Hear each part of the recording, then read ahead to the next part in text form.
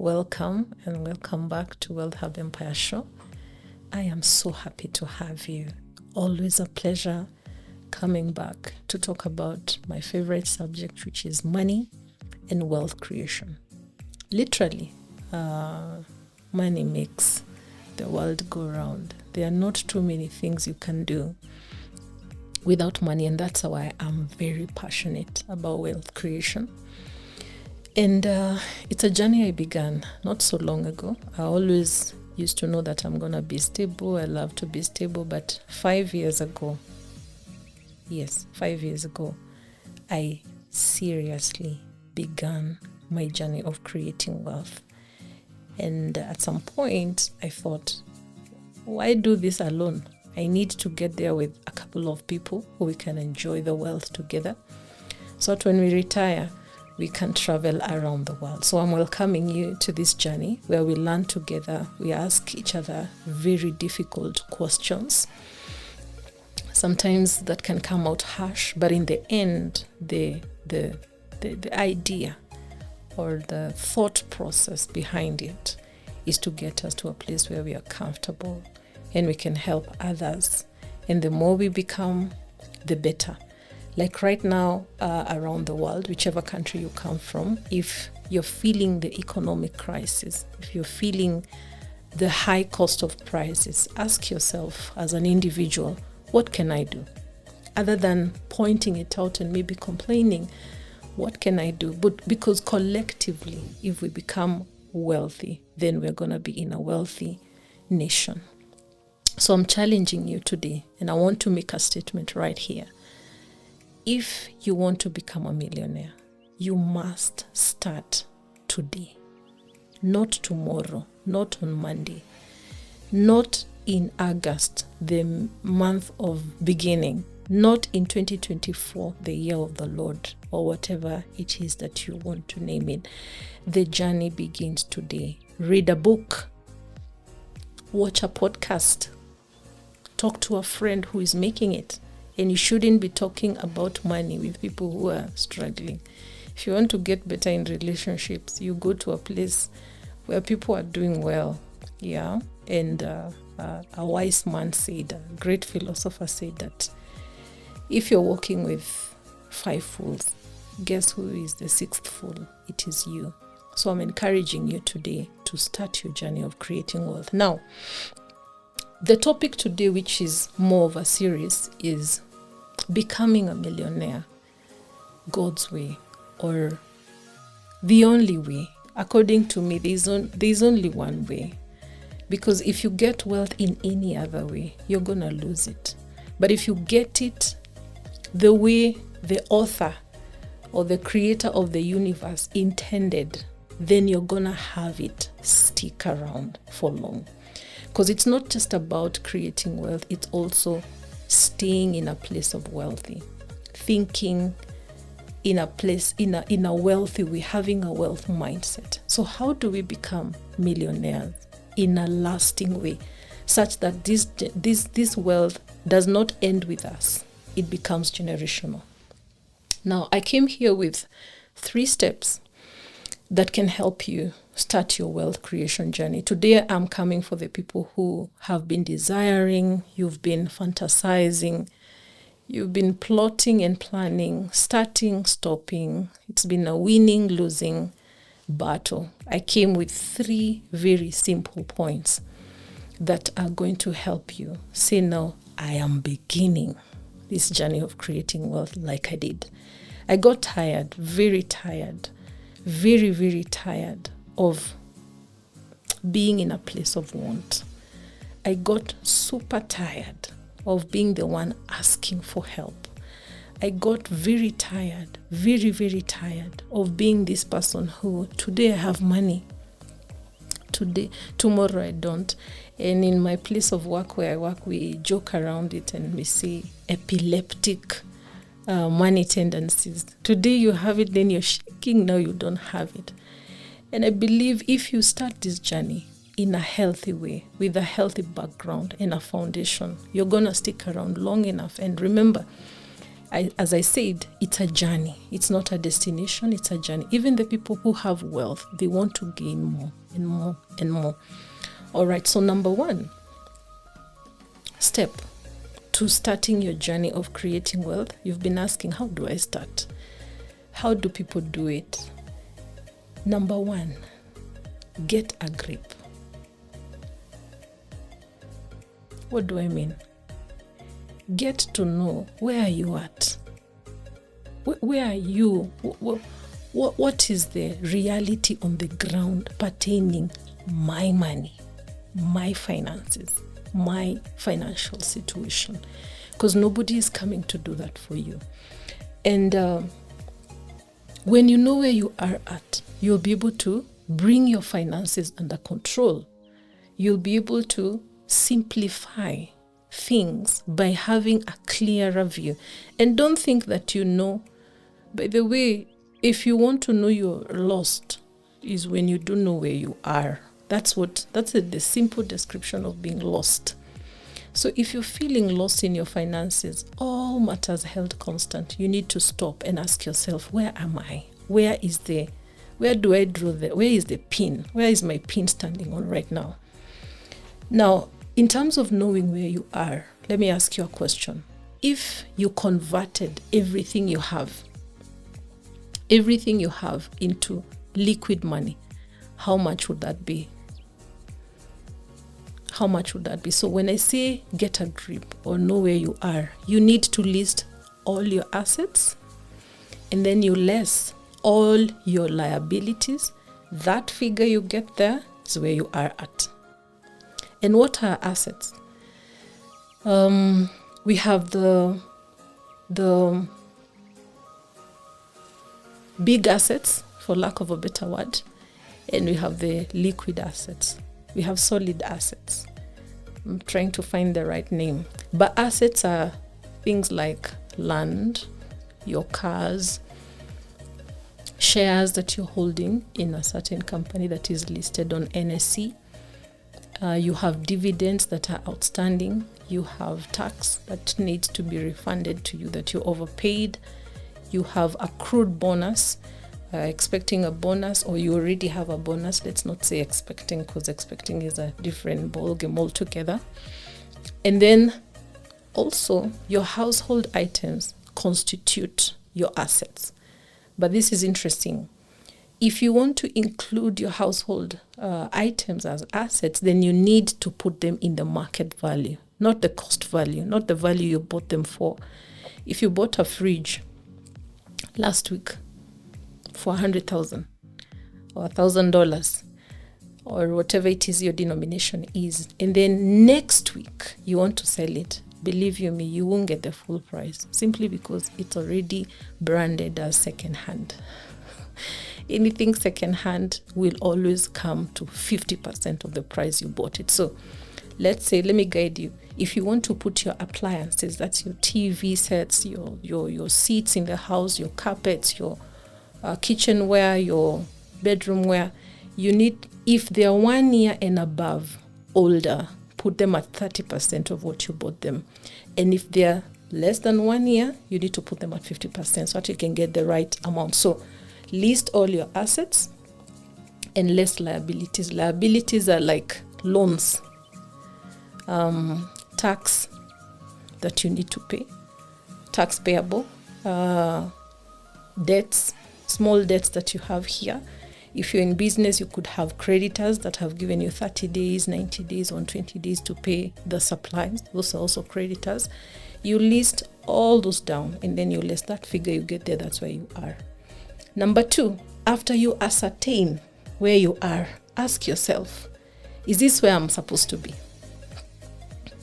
According to my age and the opportunities I've gotten. And I love this. I love this very much because after you have gotten to know the figure, ask yourself, should I be here? And majority, I'm sure the answer is no. So the question now becomes, where should I be? Let me give you not a perfect, but a suggested way of ascertaining where you should be. Take your earnings for the last 1 year, right? or you can do an average of the last 5 years, but an annual income. Take an annual income. And then that income, multiply it by your age. Yeah. Then once you get that number, divide it by 10. So you're taking your annual income. Let's say you earn 100,000, you multiply that by 12, that's 1.2 M. And then you multiply with your age, then you divide by 10. You'll get a figure there. That is where you should be in terms of assets.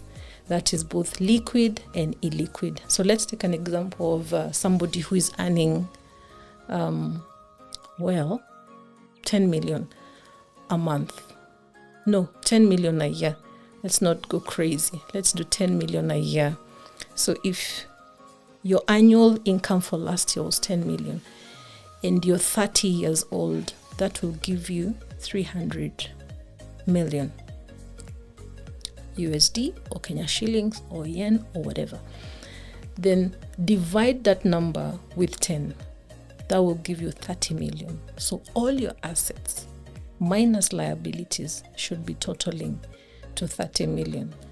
If you're not there, ask yourself, why am I not here? Because you got there one way or another. If your debts are very high, they didn't just fly from somewhere and came to you. You acquired them. So the same way you acquired them is the same way you come up with a plan on how to pay them. And the third thing you need to do, number 3 step, is make this figure your goal for the next X number of years. So if you're young, you have the luxury of time. Now you know where you are, where you're supposed to be. Now tell yourself, for me to be where I'm supposed to be, how much time do I need? Let's say we need to raise 20 million USD or Kenya shillings. How long do I need? You see what this does to you? It begins to put your brain in a place of thinking, the money I'm earning right now with my employer is not going to get me there. Even if I do, say, join a circle, I'm getting dividends. If I do some consultancy here and there, still I'm not going to get there. So it begins to send your mind to this place of brainstorming and asking yourself, what will I do to be able to catch up? Let me tell you the major issue that we have right now. A lot of people are not earning what they should be earning. The main issue that is making people not have money is, first of all, the mindset. Not knowing where you are, not believing that you can get there. And then secondly, they are earning way lower. Way lower. We are, even me, lower than we should be. And that is what is dragging us to getting where we should be.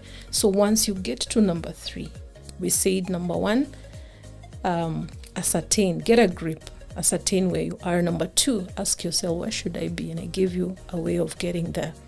Number 3, now ask yourself, how long do I need to take? And what are the things am I going to do to be able to get there? Now, if I said at the beginning of the podcast, of this video, if you want to become a millionaire, if you want to be wealthy, you start today, not tomorrow, not next week, today. So ask yourself today, because you've done the figure today. I'm assuming after you hear this video, you're going to get to your notebook and your pen and your calculator, and you're going to get that figure. What will I do? Where I am, how much am I earning? So for me to get there in X number of years, how much? And it's serious.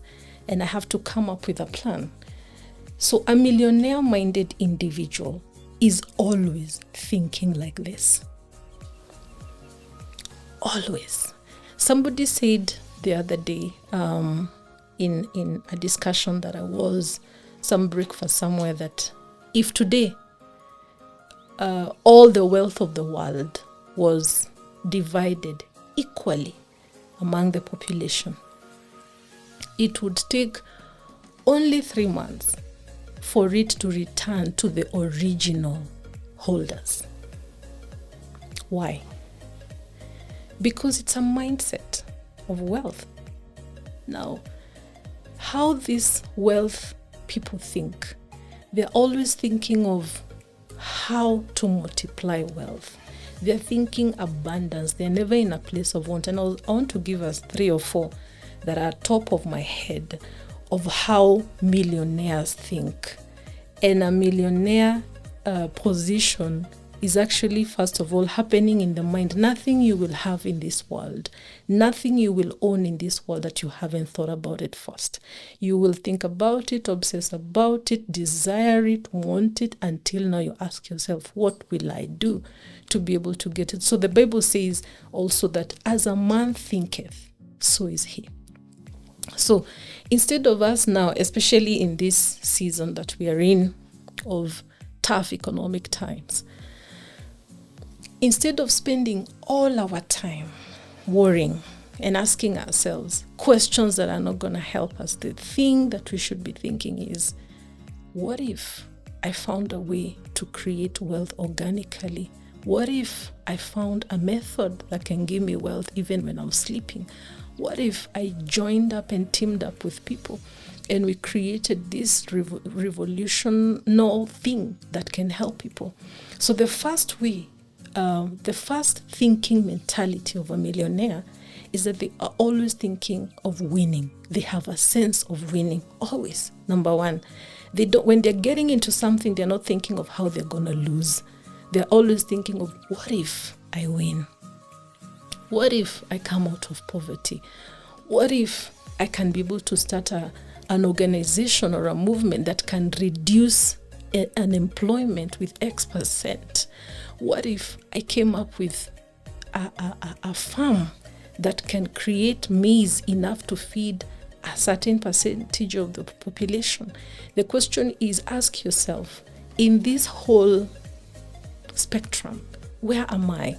Where do I appear? And how am I helping? Am I part of the problem or am I part of the solution? And the number 2 way, top of my head, that millionaires think, they are always thinking of solutions to problems. They first identify, where is the problem? What's happening? Where is my money going? My boss recently said in a meeting that there's a lot of money, and I quote him, there's a lot of money that is coming to your account every month. Where does it go? To whom is this money going? Who is receiving this money? Who are you paying? Is it going to your hairdresser? Is this money going to food? Is this money going to fuel? Establish, ascertain, and then ask yourself, how do I generate an ecosystem or a way that I don't have to buy all these things? Currently, I'm a podcaster. To give an example, I've been asking myself, how can I have a more comfortable way of creating this content and this information so that now it becomes easier for me to wake up and just do it easily? There's a book by, is it James Clear, Atomic Behaviors. One of the things that book says is, if you want to go to the gym or if you want to do something, arrange your ducks in a way that it pushes you towards that. If, for example, you want to go to the gym every day at 4:30 a.m., let your gym clothes be somewhere by the door. Let the gym be very close. Let your house look like suggesting to do that. So these small things that we do, the environment we create, and by the way, I think we are not talking enough about environment. The environment we are in is 65% of what affects us and makes us not do what we want to do. It sets us up for either failure or success. I'm going to say that again because I think it's powerful. Your environment forms at least, not even 65, I think over 80% of whether you're going to make it in that venture or not. So we need to constantly put ourselves in that place of doing the thing we want to do.